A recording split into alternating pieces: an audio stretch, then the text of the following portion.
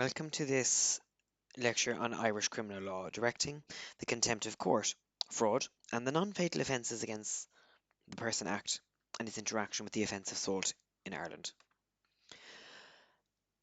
Contempt of court is considered in the Murphy and BBC case, where the obstruction, prejudice, or scandalising of a courtroom is considered a contempt of court matter. The Keegan and de Burca directs that the judiciary remain at large to imprison or fine an individual and courts shall take such a step for the purposes of preserving the court's integrity and ensuring enforcement of court orders.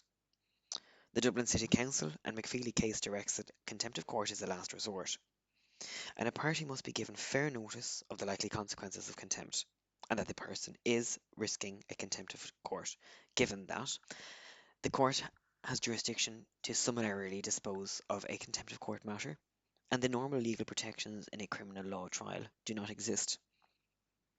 Section 10 of the Theft and Fraud Offences Act governs that of fraud, and it directs that falsification of papers for the fraudulent purposes with an intent to make gains or cause loss is a fraud offence in Ireland.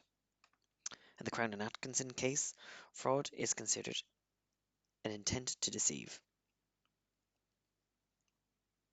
Assault in Ireland is governed by the Non-Fatal Offences Against the Person Act 1997.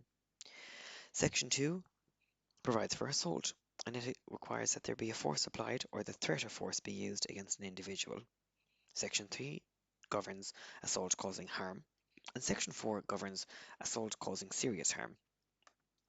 In the DPP and Brown case, the Supreme Court held that the motivation of the accused bears relevance to the assault, and therefore the person on conviction of Section 3 assault causing harm, the court will consider the mens rea of the individual in the application of judicial penalty. In the DPP and Kerwin case, the Supreme Court directed that there need not be a permanent nor lasting harm for a Section 3 under the Non-Fatal Offences Against the Person Act, and therefore assault causing harm may be permanent or lasting,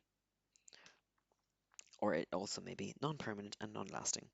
This also would be governed and therefore satisfy that Section 4 assault need not be permanent nor long-lasting to be a serious assault.